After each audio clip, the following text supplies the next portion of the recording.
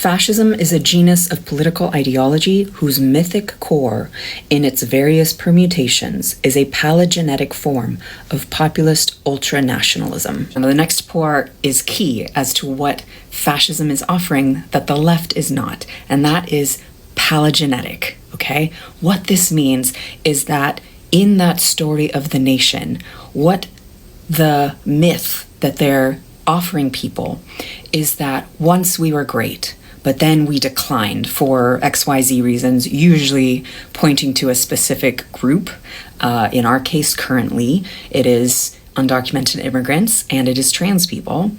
What can we do then to get back to the glorious future? We are going to rebirth the nation into a glorious future. We are going to make America great again, okay?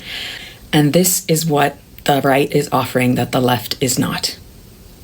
There is no unifying myth on the left. What we need is a narrative of who we are together, who we are as a nation. And it doesn't have to be a bad narrative. It can be a big, expansive, wonderful one. I have a mythology for us. I have an idea. And it's in 3 parts, because, you know, the Celts, they love their threes, trí hasak and all that. The first is that the mythology must be global. No Brigade talks about a national mythology, but there is no mythology that works going forward that isn't global. Okay, and you can have a sense of a national identity based in place, based in geography, but it also has to include relationship within the globe, that we're all in relationship with the earth, period, and with one another. And so any mythology, new mythology that we have going forward, especially a recreation mythology or a rebirth mythology, has to include both the nation, the national identity, the individual identity, and then relationship with the whole, so relationship with the globe. The second, which is part of the first, they're all interrelated. Trí hasak. The second is that this is a mythology of and. Okay, not or, not versus. This is a mythology of and. So like the global mythology where you can be an individual or a nation and part of a planetary relationship, a planetary wholeness, mythology, the new mythology must be and. It must include, must be and, not or. It must be inclusive. So that's inclusion on all scales. So personal and universal, land and spirit, science and mysticism, rationality and feelings, men and women, all ethnicities, and this is a mythology of and. It's not us versus them, it's us and them. Jung talks about the tension of opposites, and this is what we're required to learn in order to grow as beings in this world of form, as nations, as participants in the world, is to hold binaries in discomfort.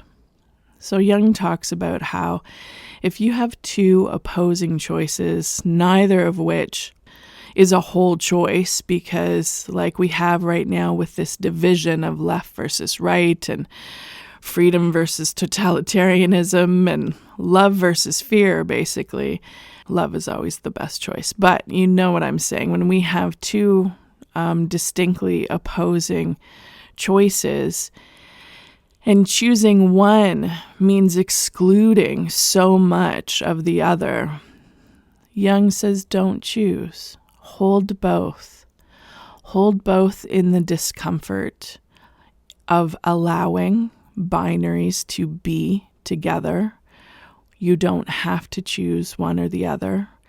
Choices aren't black and white. Hold them both together, and there will be an integration in our psyche, in our spirit, in land and spirit, where a third option becomes obvious.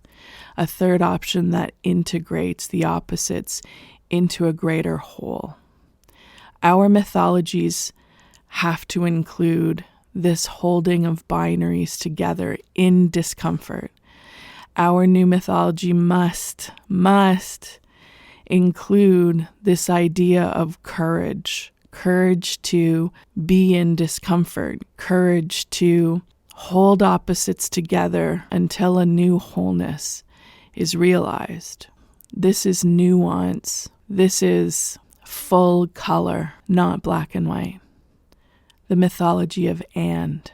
And the third is that there are no exceptions. No one is excluded. This follows through from and.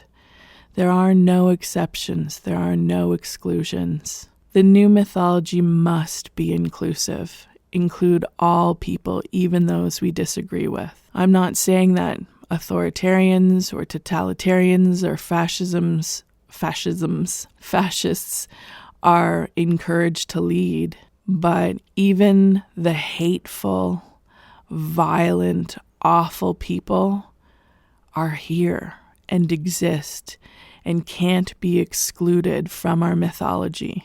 There is no one and no thing and no being that can be excluded from our new mythology of rebirth, of recreation. There are no exceptions. And when there are no exceptions, our solutions come from a very different place. I know there are millions of people on the planet right now that hold the vision of what we are birthing into the world. We are birthing a new reality. This is what's happening. And a lot of people are scared. People react to fear in different ways. But at the heart of the totalitarians, of the authoritarians, there is deep fear and a lack of safety. I don't know what to do with that. I don't know how to combat that. I know a return of violence and a return of hatred isn't going to help that. I know that it's frustrating to deal with people who are so fearful that they would embrace horrific violence to make themselves feel a little bit better. I don't know what to do with that. But I know that they're here too, and they are not an exception to wholeness. They're not an exception to love. They are also included. There are no exceptions to and. There are no exceptions to a global mythology of wholeness and inclusion.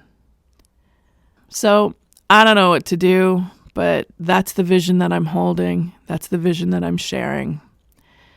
Other people smarter than me can figure out how to make this happen. But everyone just do your piece, right? Do your little piece, do your part. Feel with the wholeness that is Chiad Agus Anam Fite Fuaite Bràth, land and spirit woven and sewn together forever. Stand and speak and share what you're guided to share in that intersection of land and spirit. We are birthing a new world together.